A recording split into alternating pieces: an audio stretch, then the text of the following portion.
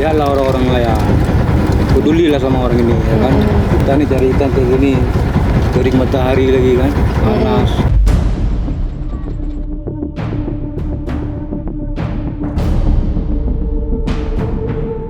Saya susah-susah sama ibu nyari kerang, hasilnya cuma segini aja, 10.000, dan ini pun kadang terjual, kadang juga tidak. Utang suka, bayar nggak mau. Kadang-kadang kita buat makan aja nggak ada. Mengapa bayar utang?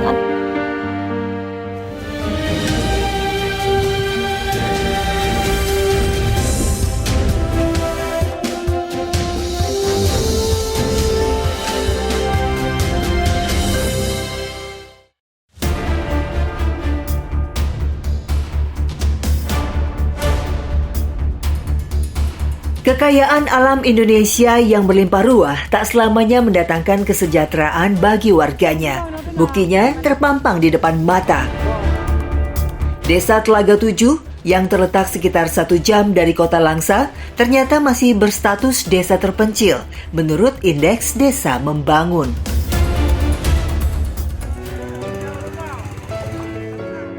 Tim Indonesiaku kali ini menyambangi Pulau Pusung, Desa Telaga 7, Kecamatan Langsa Barat, Aceh, dan melihat realita pahit yang tersisa di sana.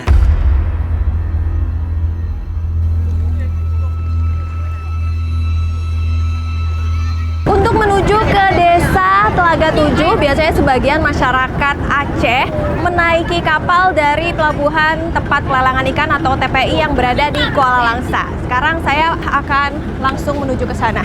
Saya duduk di mana, Bu, ini? Boleh di mana aja? Pelabuhan pelelangan ikan di Kuala Langsa ini menjadi pusat aktivitas bongkar muat barang dan ikan, serta menjadi dermaga penyeberangan menuju Desa Telaga 7. Minimnya sarana transportasi laut membuat warga harus menunggu antara 3 hingga 4 jam bila ingin bepergian.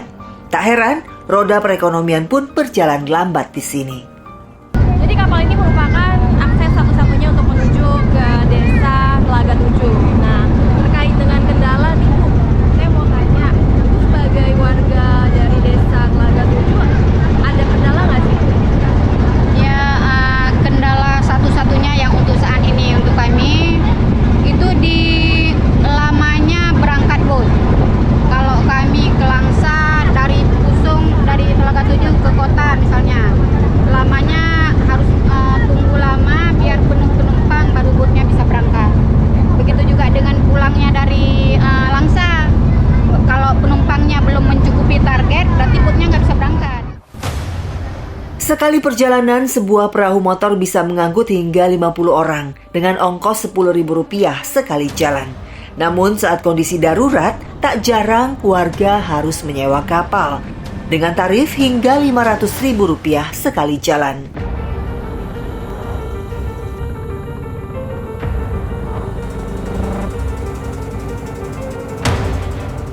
Enam mil perjalanan kami tempuh hingga sampai ke Pulau Pusung.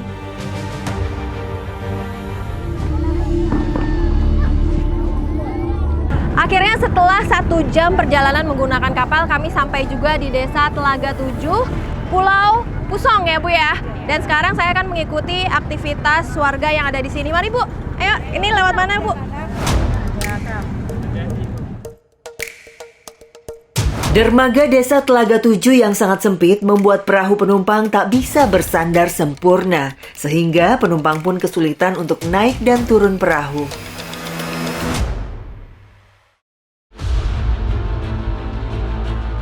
Desa Telaga 7 terletak di sebelah barat kota Langsa. Sebagian besar warga bekerja sebagai nelayan. Ikan hasil menjaring di lautan kebanyakan diolah menjadi ikan asin. Salah satu aktivitas warga dari Desa Telaga 7 ialah nelayan. Dan sekarang saya akan mengikuti para nelayan untuk mengambil ikan dan akan dijadikan ikan asin nantinya.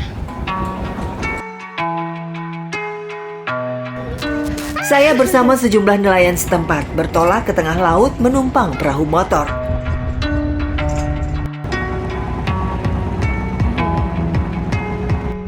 Kami harus berangkat pagi-pagi. Biasanya butuh waktu hingga sore hari untuk mencari ikan di jarak yang dekat. Namun bagi nelayan yang bermodal cukup besar, pencarian ikan bisa diperluas hingga jarak ratusan mil dan butuh waktu hingga 5 hari pelayaran. Berjenis kapal pukat L300, kapal ini biasanya digunakan para nelayan untuk menjaring ikan di perairan dengan kedalaman kurang lebih 7 meter. Setelah berputar-putar dengan jarak kurang lebih 4 mil, akhirnya para nelayan melihat gerombolan ikan dan bersiap untuk menebar jaring. Ketika memulai untuk menjaring ikan, kami harus memerlukan jarak yang cukup aman dari pukat ini, karena kalau tidak kami bisa terlilit tali ataupun jaringnya.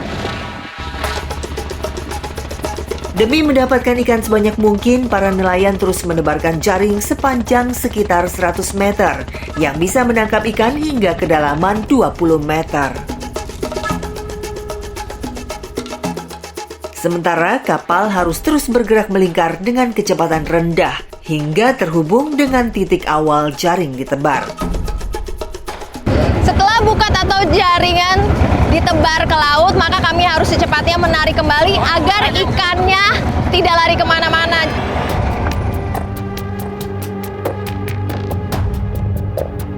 Biasanya ada banyak sekali ikan yang bisa dijaring di sini.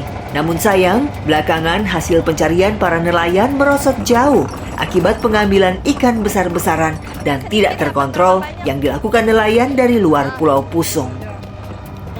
Meski hanya sedikit hasil yang didapat sepanjang musim angin timur, tapi para nelayan tetap harus mengais nafkah di lautan. Himpitan ekonomi keluarga yang serba sulitlah yang memaksa mereka.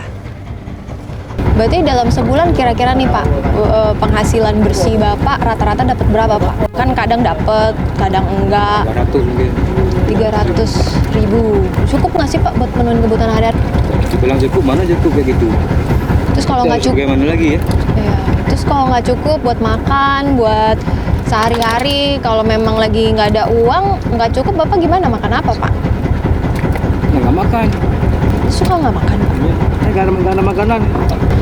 Bapak ada yang ingin disampaikan nggak Pak sama pemerintah? Ya lah, orang-orang lah ya peduli lah sama orang ini ya kan. Kita nih cari ikan kayak gini, terik matahari lagi kan, panas, kadang angin. Harusnya kita harus ada bantuan ya ke nelayan-nelayan kayak kami ini. Modal yang cekak dan tak punya kapal pribadi membuat para nelayan harus membagi dua hasil perolehan mereka dengan pemilik kapal. Sayangnya, hasil tangkapan yang tak menentu malah membuat para nelayan terjerat utang pada pemilik kapal untuk membayar ongkos BBM dan sewa kapal. Ya, jadi karena hasil tangkapan kami sudah cukup, walaupun tidak banyak karena memang dipengaruhi oleh cuaca, sehingga kami harus bertolak kembali ke desa, dikarenakan kami akan membuat ikan-ikan yang kami tangkap tadi menjadi ikan asin sesuai dengan aktivitas warga yang ada di desa.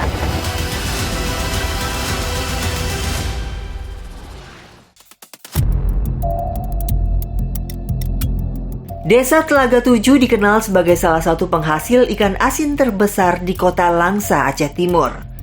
Banyak kaum ibu yang ikut bekerja di sini sebagai buruh ikan asin untuk membantu ekonomi keluarga.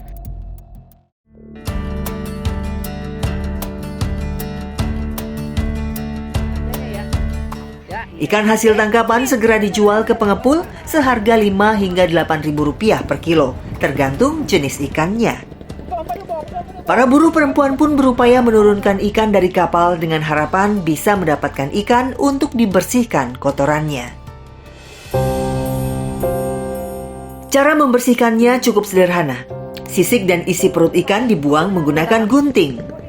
Anita menjadi salah satu buruh muda di sini.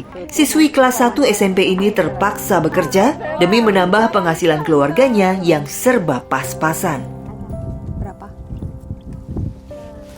Anita udah berapa lama kerja di sini? Nggak lama Kak, sekitar 2 tahun enggak Kak. 2 tahun? Ya, Kamu kenapa pengen kerja? untuk bantuin orang tua Kak. Anita sekarang masih sekolah apa enggak sih? Masih Kelas berapa? untuk SMP, Penghasilan Anita dari ini berapa memang? kadang-kadang 30.000, Tapi cukup nggak sih dengan kamu bantu orang tua untuk kebutuhan harian kamu untuk sekolah? Sudah terpenuhi belum? Belum Kak. Masih kurang Pak. Masih kurang. Terus kira-kira kamu kalau punya harapan apa yang pengen kamu inginkan? Pengen kebahagiaan orang tua. Untuk orang tua saya agak susah kayak gini lagi. Itu aja. Saat hasil tangkapan ikan hanya sedikit, para buruh hanya dibayar Rp1.500 per kilo. Rata-rata per orang bisa membersihkan sekitar 10 kg ikan. Artinya, upah Rp15.000 harus mereka syukuri. Namun, lain cerita bila tangkapan sedang banyak. Mereka bisa membersihkan hingga 50 kg dengan imbalan Rp75.000. Sayangnya, hal itu jarang terjadi.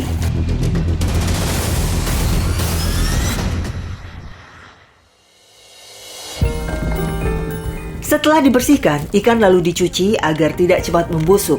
Baru setelahnya, ikan ditaburi garam grosok atau garam kasar. Dalam proses pembuatan ikan asin, setelah diaduk dan diberikan garam, kemudian nantinya akan dimalamkan selama 1 hari, yang nantinya akan diproses untuk dikeringkan selama beberapa hari hingga ikan ini menjadi ikan asin.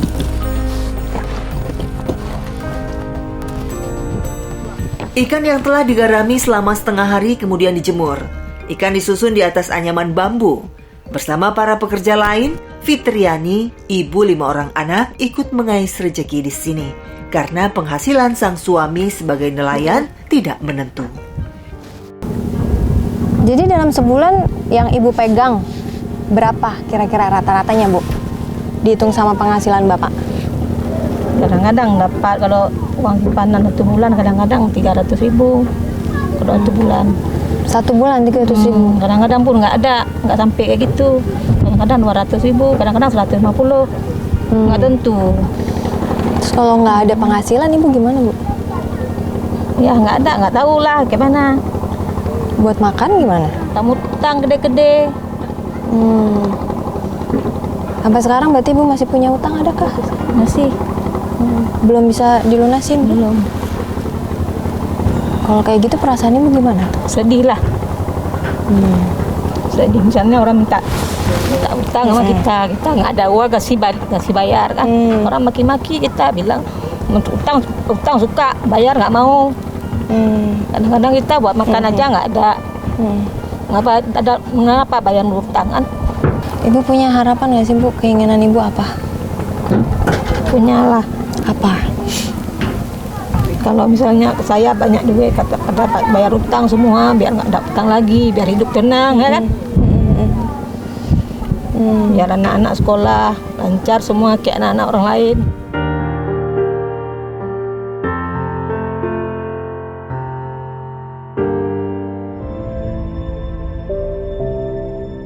Ikan harus dijemur antara 2 hingga 4 hari, tergantung cuaca. Para buruh dibayar Rp40.000 per hari untuk menjemur 200 kg ikan. Setelah benar-benar kering, ikan lalu dikelompokkan sesuai jenisnya. Ada ikan gabus pasir, ikan koli, ikan tamban sisik, kakap hitam, juga kakap merah. Tidak banyak berbeda dengan para nelayan, menjadi pengepul ikan ternyata juga tak mendatangkan untung berlimpah. Selain demi menghidupi keluarganya, Mustafa berniat menyediakan lapangan pekerjaan bagi para tetangganya dengan cara membeli ikan hasil tangkapan mereka. Ada kendala nggak sih, Pak, dalam pengiriman ikan ini? Oh, banyak. Apa? Pertama kita kadang-kadang topi itu nggak tahu, kita nggak kenal. Kita ada nomor rapi aja, kita nekat kirim karena demi orang ini di sini, biar kita bisa beli lagi. Kadang-kadang ada dapat topi jujur, kadang-kadang nggak jujur. Nggak jujurnya gimana, Pak? Memang nggak dibayar sama sekali. Sering Bapak begitu? Sering juga kena. Harapan aku, bagaimana kami mama-mama ini harus lancar. Karena kami hari ini susah kali. Saat musim ombak, kami kadang-kadang nggak sempat makan juga. Karena nelayan nggak bisa ke laut. Jelas nggak bisa ke laut. Pencarian kami hanya untuk nelayan aja, nggak ada kayak di darat sana.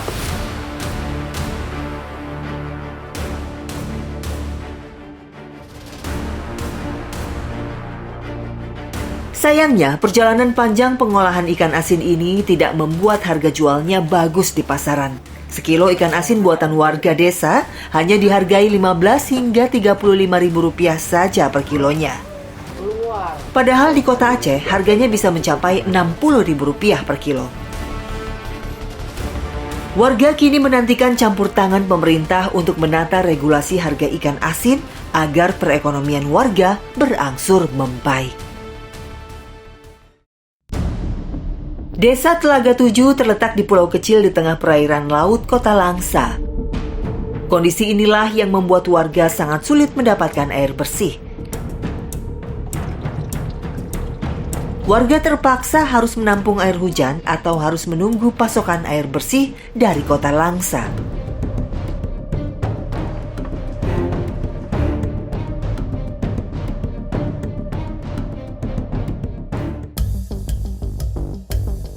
Nah, biasanya pada pukul 10 pagi warga Desa Telaga Tujuh mereka mempersiapkan drijen untuk diisi air karena di sini adalah masalahnya mereka tidak mendapatkan air bersih sehingga mereka harus membeli air dengan mempersiapkan drijen. Krisis air bersih di sini sudah dirasakan warga selama lebih dari seabad. Iya, sudah sejak tahun 1920, warga Desa Telaga Tujuh tak memiliki sumber air bersih sendiri. Bantuan pemerintah provinsi di tahun 2016 berupa 1 unit kapal pengangkut air bersih bermuatan 35 ton, kini sudah tak layak pakai. Alhasil, warga harus membeli air bersih seharga Rp5.000 per jerigen. Pemerintah desa pun menggunakan dana desa untuk mensubsidi harga air. Pengadaan kapal tangki air berkapasitas 50 ton dilakukan untuk memenuhi kebutuhan air bagi lebih dari 1.800 jiwa penduduknya. Sekarang waktunya saya sama Ibu mengisi air di drijen ini. Nah, kalau dilihat dari 10 drijen, Ibu harus mengeluarkan sebesar Rp5.000. Belum lagi Ibu juga menyewa gerobak dengan harga Rp3.000. Artinya dalam sebulan Ibu harus mengeluarkan Rp210.000, yang mana penghasilan rata-rata mereka sebesar Rp300.000. Jadi sangat ironis sekali, mereka hanya memegang uang sekitar Rp90.000 aja untuk memenuhi kebutuhan harian mereka.